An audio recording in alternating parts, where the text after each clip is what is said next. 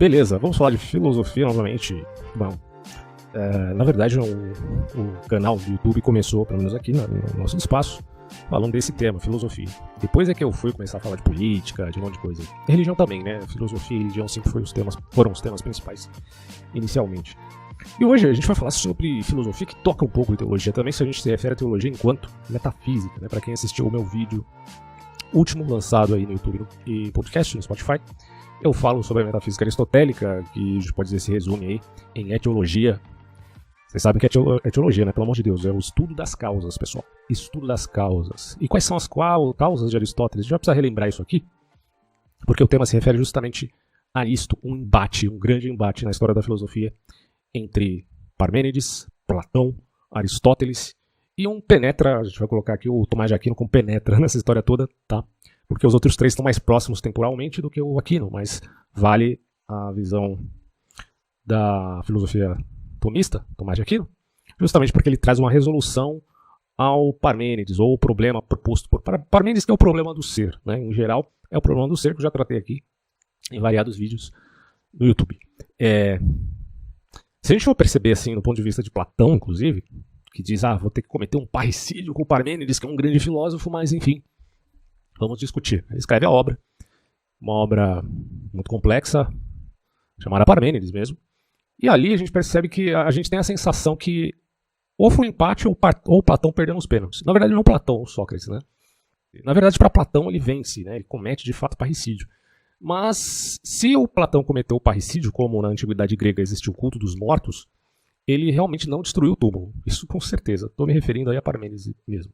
Bom, e depois, com Aristóteles, aí a coisa muda um pouco. O Parmênides vai ter uma grande dificuldade, principalmente os seguidores de Parmênides, que terão dificuldade com essa nova avaliação de Aristóteles, porque Aristóteles vai ter que primeiro se desfazer das ideias platônicas. Então o Aristóteles comete um parricídio em relação a Platão, certo? Para vencer a aporia eleata, né? Mais precisamente a aporia do ser unívoco. O que é o ser unívoco? Bom, tem um vídeo aí bem antigo no meu canal do YouTube sobre Parmênides. Algumas correçõezinhas a fazer. Poxa, vamos lá, né, pessoal? Foi mais de 10 anos que eu fiz. Eu nem tinha feito faculdade de filosofia ainda, hein? Então esse vídeo foi lançado há bastante tempo. Mas eu deixei no canal porque, bom, tem algumas coisas assim que, do ponto de vista didático, auxiliam as pessoas a entender, introdutoriamente, lógico, a visão do Parmênides, tá? Enquanto todos os filósofos pré-socráticos buscavam o arquê, o princípio de todas as coisas, Parmênides meio que vai dizer mais ou menos assim, não é que tem princípio, pessoal. Na verdade, só existe o ser.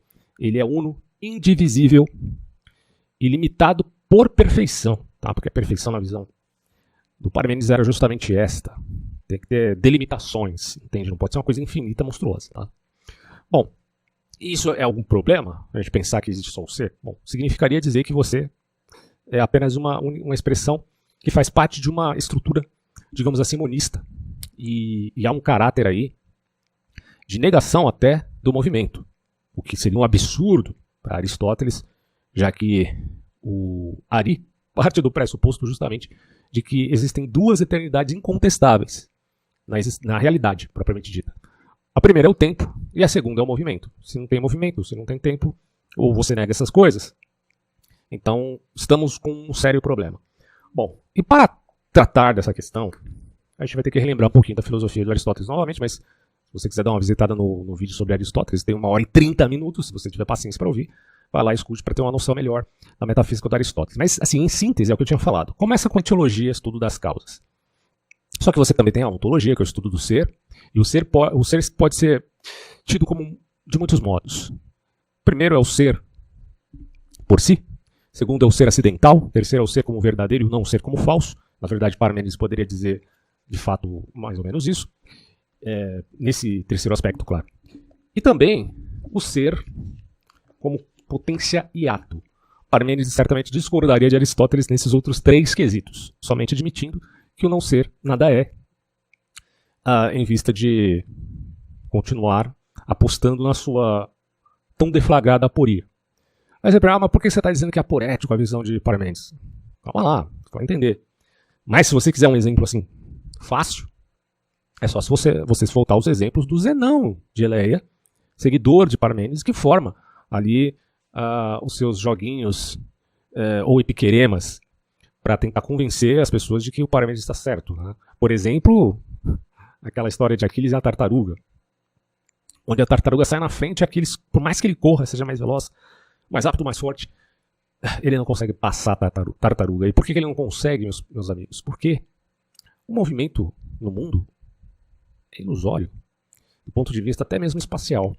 E quando o pobre do Aquiles tenta ultrapassar a tartaruga, ele tem que percorrer a metade do caminho. Só que a metade do caminho tem outra metade, e outra metade, e outro pedaço, e outra metade, e a metade da metade da metade da metade, infinitamente. Como é que o Aquiles passaria a tartaruga? É impossível. É mais ou menos a condição de você e seu irmão mais velho. Seu irmão mais velho nasceu primeiro. 1 ano mais velho, ou 2 anos, tanto faz. E por mais que você tente, você não vai conseguir ultrapassar o teu irmão. Ele sempre será mais velho que você, inevitavelmente, porque ele nasceu primeiro. Claro que o exemplo do epiquerema dizer não é diferente deste. O exemplo se contrasta, né, numa ação efetivamente ou literalmente corriqueira da vida. E é um absurdo, diria Aristóteles. Claro que no quesito do nascimento, todos iremos concordar. Porque aí é de caráter de relação cronológica. Agora, da exemplificação de uma corrida, onde você não tem só a relação temporal, mas também espacial, é evidente que um corpo mais hábil poderá ultrapassar um que seja menos hábil, em comparação do atleta e semideus Aquiles e a pobre tartaruga. Né? E daí aquela noção de potência ato em Aristóteles, que é tão fundamental e é uma das características, inclusive, da própria metafísica dele. Então, até repetindo para vocês, se de um lado nós temos a etiologia, do outro lado nós temos a ontologia, nesses 4 aspectos citados, e também temos a osiologia, que é o estudo da substância. E a partir daí, num grau máximo, numa substância mais excelente, nós temos Deus como ordem e como causa final também, porque, segundo Aristóteles, Deus atrai todas as coisas. E claro que Aristóteles apela nessa ideia de atraente, de atrair o amante, no sentido de que os primeiros céus sejam o amante do motor imóvel, que é Deus, numa perspectiva da sua própria física. Nós teremos até um problema aí, porque se admitindo tal organicidade na filosofia aristotélica, esse significado, por pressuposto, teria caducado, no sentido de que as coisas são atraídas por conta da existência da gravidade e de outros eventos bem conhecidos aqui no século XXI, de caráter puramente físico. Mas, do ponto de vista da visão aristotélica a respeito de Deus, quanto àquele que atrai todas as coisas, isso talvez não necessariamente tenha caducado, mesmo pensando no universo como tal. Até porque o universo ainda é posto perante nossos olhos com muitos mistérios. Né? Se você acha que o universo foi descortinado completamente, é que você estudou pouco, né? Vai estudar mais para entender o que o mundo ainda não entende, incluindo os acadêmicos, cientistas, filósofos, etc. e tal. Você precisa conhecer também as limitações do conhecimento atual do século XXI. Tem gente que não para pensar nisso, né? Fala, nossa, o homem conhece tantas coisas, a gente está num nível tão incrível de conhecimento. Tá, e o que a gente ainda não conhece? Já parou para se perguntar? E a partir daí você percebe a necessidade de ter um pouco de humildade do ponto de vista da busca pelo conhecimento mesmo. Bom, então, pessoal, a filosofia tem fundamental importância nesse processo. E quando nós falamos de monismo, nós entramos exatamente neste ponto. Meu fone começou a dar pau aqui, peraí. E se o fone dá problema, também dá problema aqui na gravação. Não, mas tá tudo normal. Acho que dá para continuar. Vamos lá. Eu tô com o artigo do Norman Geisler sobre o monismo, que eu achei tão interessante lendo hoje. E é por conta desse artigo que eu disse todas essas coisas aqui pra gente dar continuidade no tema. O estudo da realidade, dirá ele, é a metafísica.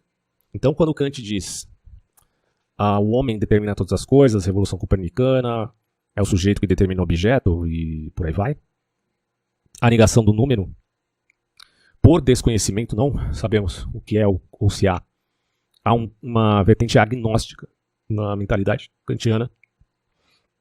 E podemos até citar, do ponto de vista da metafísica, Deus, alma e liberdade, ou como queira, livre-arbítrio.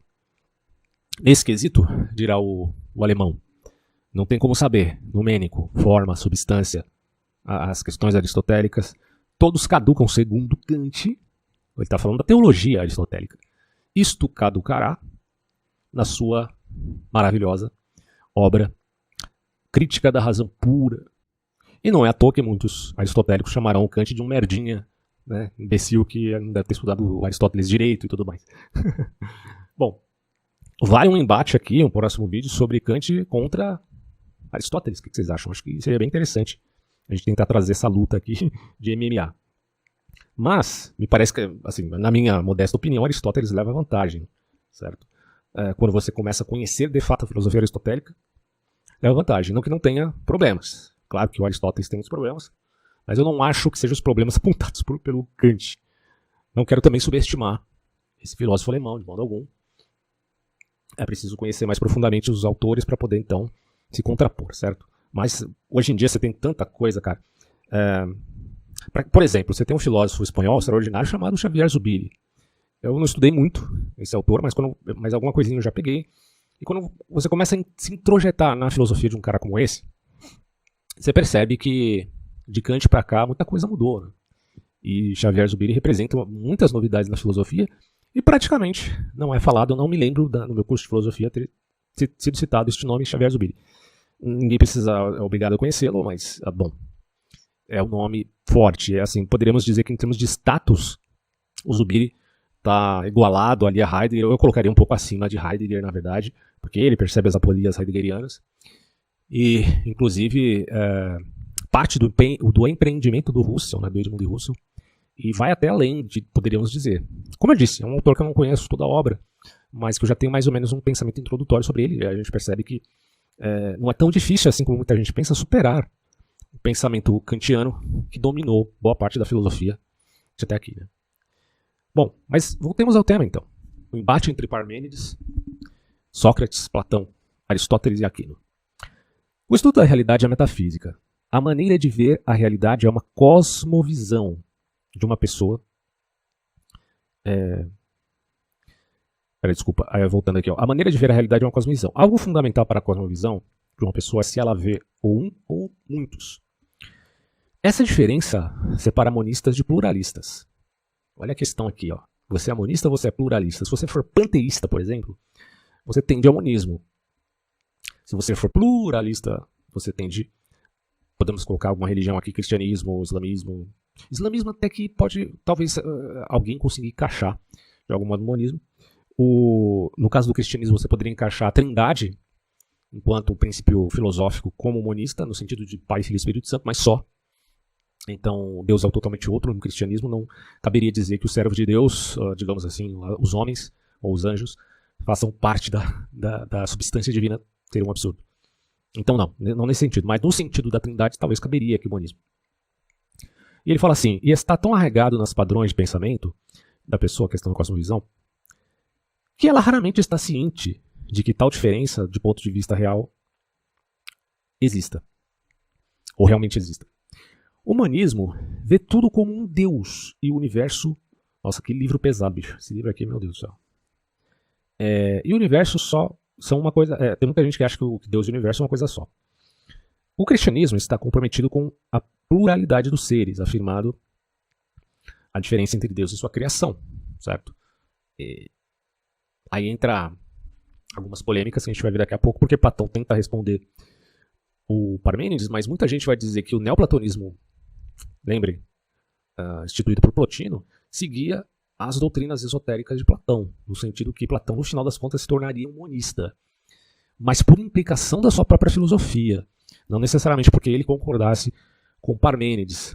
O que diria, em outros termos, que Platão estava mais próximo de Parmênides, mesmo enquanto crítico a Parmênides, do que Aristóteles, não concordando com a visão do Estagirita em crítica à sua própria ideia, no caso. Estou me referindo a Platão. Tá? Bom, então nós já temos uma peleja aqui que envolve, inclusive, essas apreensões religiosas, porque envolve a teologia em todos os âmbitos.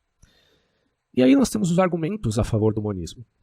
O monismo, ao contrário de todas as formas de pluralismo, insiste que toda a realidade é uma só. Essa aqui é uma tese de Parmênides, se você não entendeu. Unívoco. Parmênides de Eleia, ali de 515 a.C., inicialmente propôs ou identificou a questão. E muitos filósofos desde então lutaram com o seu dilema. 4 respostas foram propostas, mas apenas uma resolve o problema com sucesso.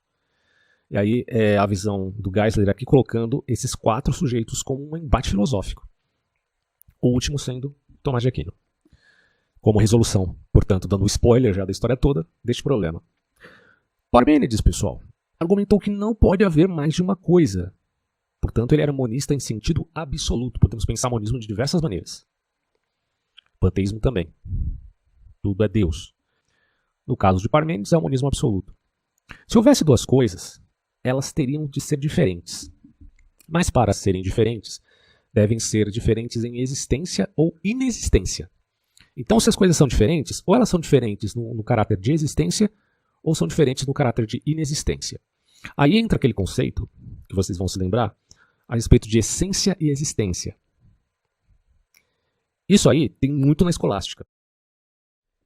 Existência é o que as torna idênticas, então não podem ser diferentes nisso.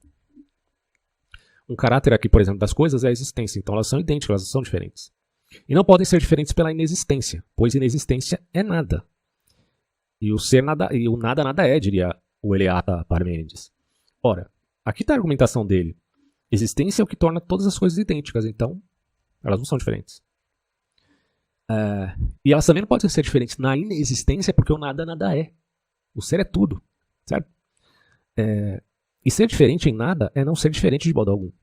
Então não pode haver uma pluralidade da existência, ou de existências. Como haver uma pluralidade de existências, se o próprio caráter de existência implica uma única natureza? Aí, a conclusão de Parmênides é a seguinte: há apenas um único ser indivisível. Monismo, pessoal, como é que não escapa disso aqui? É um argumento que, do ponto de vista da vida prática, parece ridículo. Não parece, é ridículo. Você está negando, então, o movimento, a temporalidade, a potencialidade, a possibilidade, a efetivação das coisas, tudo, porque o ser é uma coisa só, indivisível. Do ponto de vista intelectivo, foi difícil derrubar essa tese aqui.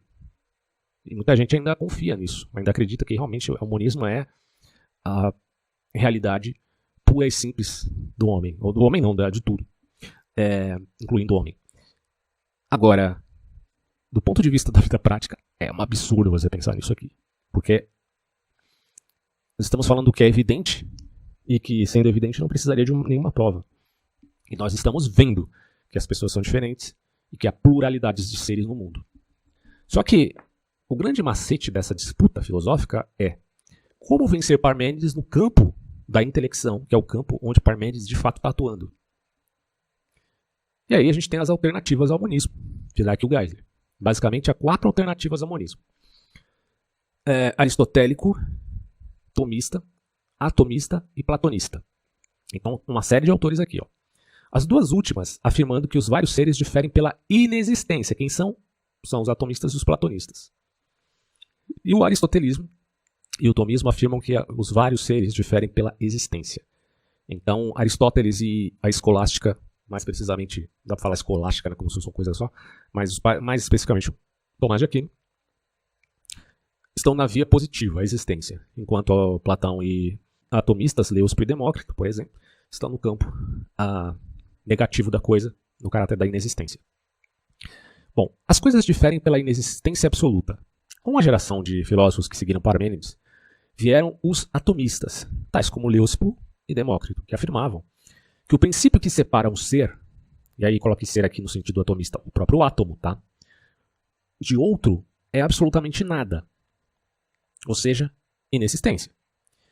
Eles chamavam isso de vazio. Apesar que a gente sabe que hoje no campo da física o vazio não é um nada. O vazio é um monte de coisas no universo. Mas, ok, né, nesse pensamento antigo, os atomistas de então poderiam dizer, o vazio. A existência é completa e a inexistência seria o vazio. Os átomos não diferem na essência, mas estão separados por espaços diferentes. E é esses espaços diferentes que trazem mudanças. Essa diferença, no entanto, é apenas extrínseca, ou seja, quando a gente fala de intrínseco, se refere à qualidade. Quando falamos de extrínseco, nos referimos à quantidade. Não há diferença intrínseca nos átomos, em termos de qualidade, são a mesma coisa. Então, toda a diferença que há nos seres, segundo esses... eu não quero xingar esse pessoal aqui, os atomistas, mas esses caipiras aqui diziam que a única diferença que existe é de caráter extrínseco no ser. Isso, na verdade, são todos iguais. Essa resposta era pouco adequada. Meio que isso cai um pouco naquela ideia de tábula rasa que a gente vê depois, né, nos pensadores como mais contemporâneos, ou modernos e contemporâneos, né, como do liberalismo de Locke, por exemplo. Mas não faz sentido, cara. E ele vai dizer por quê? Essa resposta era pouco adequada. Ser diferente em absolutamente nada é não ter absolutamente nenhuma diferença. Só de posição, se a gente for ver pelo campo da inexistência ou do vazio. E se a falta de diferença está num local ou em outro, não faz diferença. Porque, no fundo, são iguais.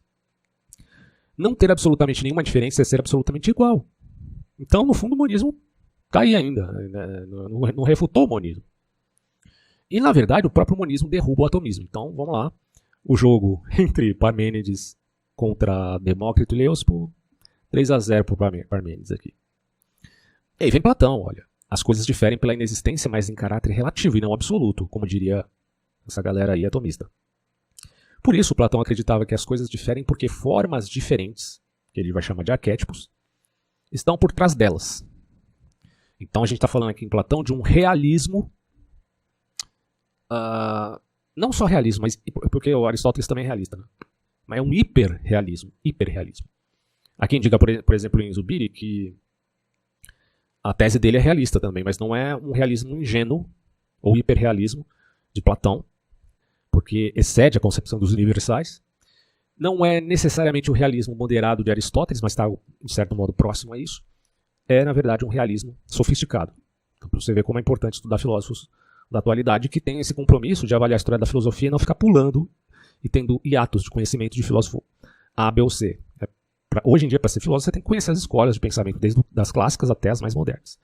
Foi isso que o Zubiri fez e muito mais, né? Porque ele também estudou ciências exatas e naturais, ciência natural, né? Para dar uma colher de chá aí para a gente a respeito de questões até como física quântica e inteligência artificial, temas que são citados na obra dele e que hoje é de fundamental importância. Daí o porquê, né? Eu fico pensando, esse dia eu estava vendo só abrindo parênteses para vocês aqui, eu estava vendo um vídeo do Pirula, onde ele foi perguntado para ele se existia inteligência debaixo das águas, a inteligência marinha, porque a gente sabe hoje que o cérebro dos golfinhos, se não me engano das baleias assassinas, né, dos mamíferos aquáticos, e enfim, alguns animais realmente têm uma capacidade intelectiva extraordinária, e tem mais neurônio no cérebro que o ser humano. Né? Para quem parte do pressuposto da quantita e não da qualita, ou seja, da quantidade mais do que qualidade, ele pensará, alguém será mais inteligente se tiver um cérebro maior em relação ao seu próprio corpo, obviamente. Tem que ser maior em relação ao corpo, não é só maior, porque se o animal for grande, o cérebro dele será grande, mas tem que ser grande em relação ao corpo. Então, o nosso cérebro, o cérebro do homem, enquanto mamífero, ele é muito grande em relação ao seu próprio corpo, o que explicaria o porquê como é inteligência, do ponto de vista, claro, de novo, quantitativo.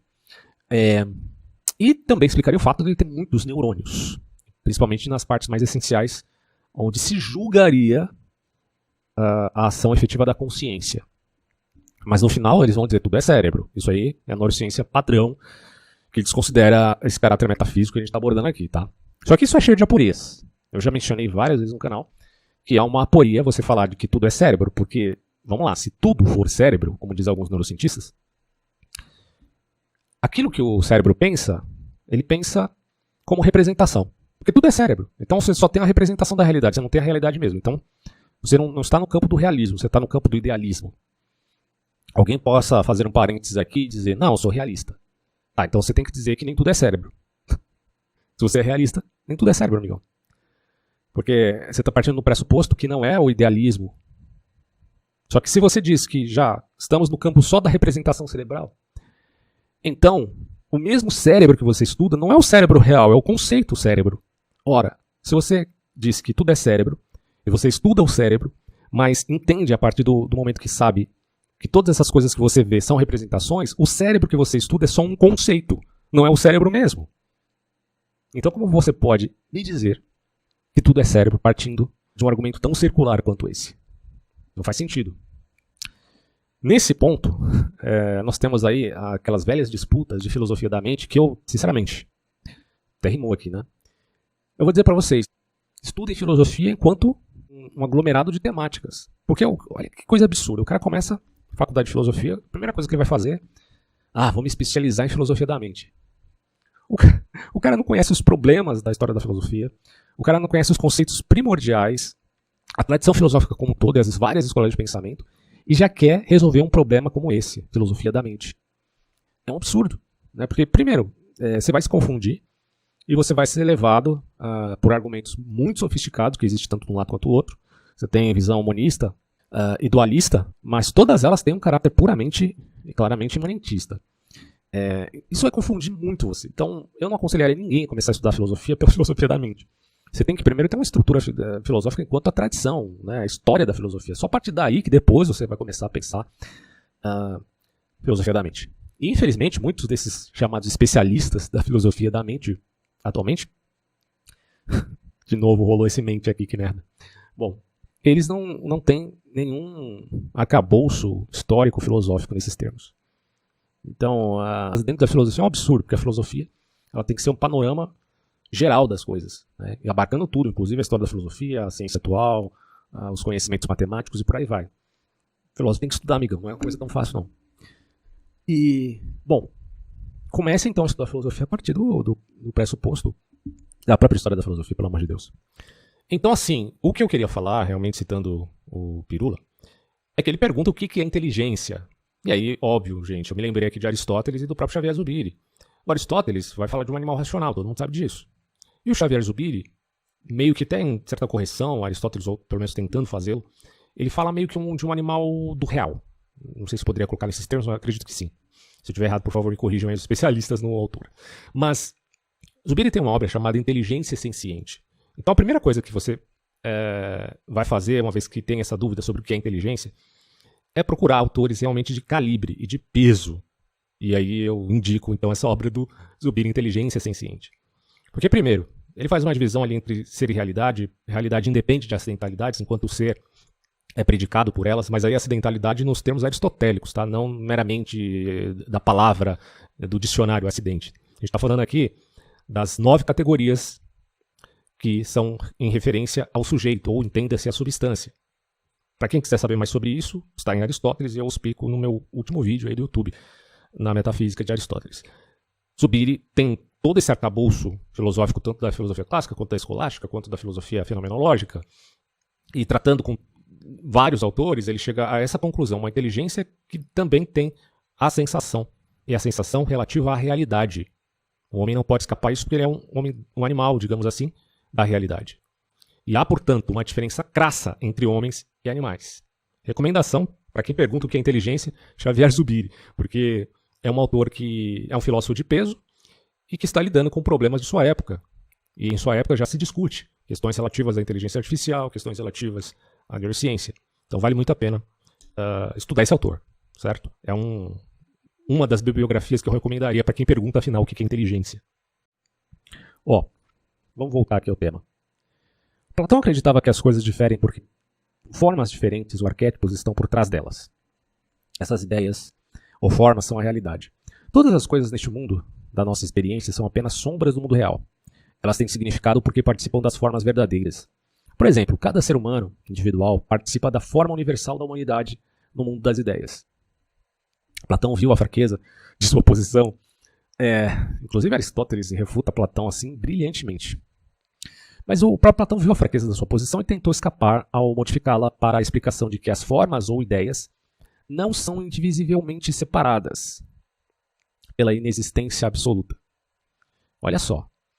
Ele está partindo do pressuposto da inexistência. Só que depois ele dá um pé atrás e vai dizer, essas coisas não são separadas indivisivelmente pela inexistência absoluta. Em vez disso, estão relacionadas pela inexistência relativa. Relacionada pela inexistência relativa. Essa inexistência relativa também foi chamada de outro. Você está no Sofista de Platão. Platão acreditava que podia ter muitas formas, portanto seres diferentes, e evitar assim o monismo. Cada forma diferia das outras formas porque não era a outra forma. Mas há quem ateste que Platão acabou se voltando ao monismo no final da vida. Então, é uma questão aí a se pensar, né, do ponto de vista do estudo do autor das suas obras esotéricas. Toda determinação é pela negação, portanto, aqui em Platão. O escultor determina o que a estátua é em relação à pedra, ao eliminar com o cinzel aquilo que não é desejado. A forma final é diferente do que a escultura poderia ser de pedaços de pedra diferentes estivessem aos pés do escultor. Eu tô meio devagar aqui nesse vídeo, vocês me desculpam, é porque eu comi bolo demais, cara. Eu tô tendo uma overdose de bolo aqui, pelo amor de Deus, exagerei. Da mesma maneira, cada forma é diferenciada de todas as outras formas pelo que não existe. A cadeira é diferente de todas as outras coisas na sala, porque não é a mesa. Então há um elemento da inexistência relativa. Não é o chão ou a parede e por aí vai. A cadeira não é absolutamente nada. Ela tem característica de cadeira, mas não é nada em relação às outras coisas, porque não é essas outras coisas. Parmênides não teria se impressionado com a tentativa de Platão, tirar o Geisler aqui.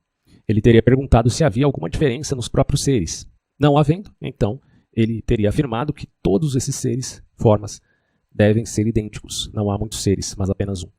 Pessoal, eu não, com a minha crítica, não a minha crítica propriamente dita, mas a crítica do Geisler aqui ao Platão, não implica que devamos subestimar Platão. A mesma coisa com Kant, tá? Eu não estou aqui para subestimar os filósofos. São pensadores que devem ser escrutinados com muito cuidado. Então, enfim, essa é a perspectiva do Geisler. Então pode ser que hajam elementos que você possa reconsiderar à luz da literatura do próprio Platão. Tá? Vamos lá. Agora Aristóteles. As coisas diferem como seres simples. Tanto o atomismo quanto o platonismo lutaram com o dilema de Parmênides. Tentaram diferenciar as coisas pela inexistência. Só que Aristóteles e Tomás de Aquino tentaram encontrar uma diferença nas próprias coisas. Ambos afirmaram que os seres são essencialmente diferentes. Aristóteles afirmou que esses seres são metafisicamente simples e Tomás de Aquino o considerava metafisicamente composto. Há outras interpretações de Aristóteles que a gente possa considerar, certo? Mas a gente está partindo aqui da interpretação do Norman Geisler. Veja o artigo Aristóteles, dirá ele, para o argumento completo de que há uma pluralidade de 47 a 55 motores imóveis que são separados uns dos outros pela própria existência. Ou então você vá no meu vídeo sobre Aristóteles que eu explico lá. Essa pluralidade de seres causa todo o movimento no mundo, cada um dos seus próprios domínios cósmicos. Cada qual é forma pura sem matéria. A matéria diferencia as coisas neste mundo. Essa pluralidade de formas substanciais totalmente separadas não tem existência em comum. Os motores são completamente diferentes uns dos outros, não podem se relacionar, ou ser relacionados, digamos assim. Apesar que o Reale coloca uma hierarquia, né, nessa questão de motores, na interpretação que ele faz a Aristóteles. Parmênides perguntaria a Aristóteles como seres simples podem ser diferentes quanto à própria existência. Coisas compostas de forma e matéria podem ser diferentes porque a matéria específica difere de todas as outras matérias, apesar de terem a mesma forma. Mas como as formas seres puros diferem, aqui não há princípio de diferenciação se não há diferença na existência. Sua existência é idêntica. A solução de Aristóteles não evita, dado essa avaliação aqui, o monismo. Há controvérsias sobre isso, mas enfim. E enfim chegamos ao tomismo. As coisas diferem como seres complexos. A quarta alternativa pluralista ao monismo é representada por Tomás de Aquino, que como Aristóteles buscou a diferença nas próprias coisas. Mas ao contrário de Aristóteles, que começou com seres simples, Aquino acreditava que todos os seres infinitos são compostos. Apenas Deus é um ser absolutamente simples, simplícter, e só pode haver um ser assim. No entanto, pode haver outros tipos de existência, ou seja, seres compostos, ou seres que ele coloca aqui, são diferentes na própria existência. Porque pode haver tipos diferentes de seres. Deus, por exemplo, é um tipo infinito de ser. Todas as criaturas são tipos finitos de ser. Deus é realidade pura. Todas as criaturas são compostas de realidade e potencialidade. Logo, os seres finitos diferem de Deus porque têm potencialidade limitadora. Ele não tem. Coisas finitas podem ser diferentes umas das outras, pelo fato de sua potencialidade ser completamente realizada, como no caso dos anjos, ou progressivamente realizado, como é o caso dos seres humanos. Mas em todas as criaturas, sua essência é realmente diferente da existência. Ele está falando aqui da criatura. A essência e a existência de Deus, porém, são idênticas. Elas coincidem em Deus. E Aquino não foi o primeiro a fazer essa distinção, mas foi o primeiro a fazer uso dela de forma extensa, enfática. O Aquino argumenta no seu livro do Ser e da Essência que a existência é algo diferente da essência, exceto em Deus, tá? Cuja essência é sua existência. Tal ser necessariamente será único, portanto, e singular. Aí se explica a existência de Deus e a existência da pluralidade dos seres. Ora, só Deus é a essência e existência, o homem não. Já que a multiplicação de algo só é possível quando há uma diferença nessas coisas. Portanto, cada ser é inédito no universo. Mas em Deus não há diferença. Conclui-se necessariamente que em todas as outras coisas, exceto nessa existência única, a existência deve ser uma coisa e a essência outra. Ou seja, a existência e a essência não coincidem nos seres, somente no ser Deus. Isso respondeu ao dilema proposto pelo monismo. As coisas diferem quanto à existência porque são tipos diferentes de seres. Parmênides estava errado porque supôs. A gente já sabia que ele estava errado, né? Só olhar para o evidente. Mas lembre que aqui a disputa é no campo do intelecto. Então, enfim, Parmênides estava errado porque supôs que ser sempre é compreendido univocamente, da mesma maneira. Só que Aristóteles já dizia, né, que há muitos modos de ser. E aqui não considerava esse ser análogo. É o princípio da analogia, inclusive. Isso significa que cada ser pode ser compreendido de maneiras semelhantes, mas diferentes. O que é semelhante não é igual. Todos os seres que existem são iguais pelo fato de serem todos reais. Mas seres finitos diferem do único ser infinito, porque têm potencialidades diferentes para se tornar outras coisas ou para deixar de existir. Aí ele vai falar aqui, ó, superioridade da posição tomista. A posição de Aquino tem valor pela própria racionalidade e pela implausibilidade das posições alternativas. A posição de Parmênides viola nossa experiência da multiplicidade, diferenciada, mas interrelacionada de seres. A posição tomista sobre pluralidade é que a multiplicidade é possível porque cada coisa tem seu próprio modo de existência. É aí que está a diferença de ser para ser. A essência, o princípio de diferenciação, é real. A essência é real porque existe. É ontológica. Inclusive, em Aristóteles, a gente entende que a forma é uma ontologia, é mais ser do que o símbolo e a matéria, inclusive. A distinção real no ser entre essência e existência parece ser a única resposta satisfatória ao problema de unidade e pluralidade. Sem a analogia da existência, descrição aqui da temática de Aquino, né, o princípio da analogia, não há maneira de explicar a multiplicidade. A não ser que você simplesmente olhe para o mundo. Né? Bom, Parmênides não via multiplicidade porque via toda a existência univocamente. As coisas são totalmente diferentes ou totalmente idênticas. Era a premissa. Ou é tudo diferente ou é tudo idêntico. Não havia intermediário. Se toda existência é unívoca, então toda a existência é idêntica. Não há espaço para distinção. Porque tudo é existência, então tudo é idêntico. É por isso que a cosmovisão monista não suporta a distinção entre criador e criatura, que é a praxe para a visão monoteísta. E é por isso que a esperança suprema da religião e das religiões monistas é unir-se a Deus. Quando você diz, tem um Deus interior, ou, sei lá, uma centelha divina, tudo isso tem uma percepção monista. Inclusive, o gnosticismo de Valentim, grande pensador aí da antiguidade, se dizia cristão, mas que na verdade era gnóstico, monista. Bom, ele vai falar assim, tudo mais é inexistência, porque só existe o ser. A única maneira de evitar a conclusão monista, que resulta da visão equívoca ou da visão unívoca das existências, é ter uma visão analógica. Não é equívoca e não é unívoca. A única maneira em que a existência pode ser analógica é se há na existência o princípio da unificação e o princípio da diferenciação. Como seres finitos têm potencialidades diferentes, essências, esses seres finitos podem ser diferenciados na realidade quando essas potencialidades são realizadas ou criadas em tipos diferentes de existência. Conclusão, meus amigos, é a seguinte: o ser é o que existe. Quantos seres existem, o ser pode ser simples, realidade pura, que é Deus, ou complexo, realidade e potencialidade. Não pode haver dois seres absolutamente simples, já que não há nada num ser completamente simples pelo qual poderia ser diferenciado do outro. Mas um ser simples deve ser diferente dos seres complexos, já que não tem potencialidade e eles têm.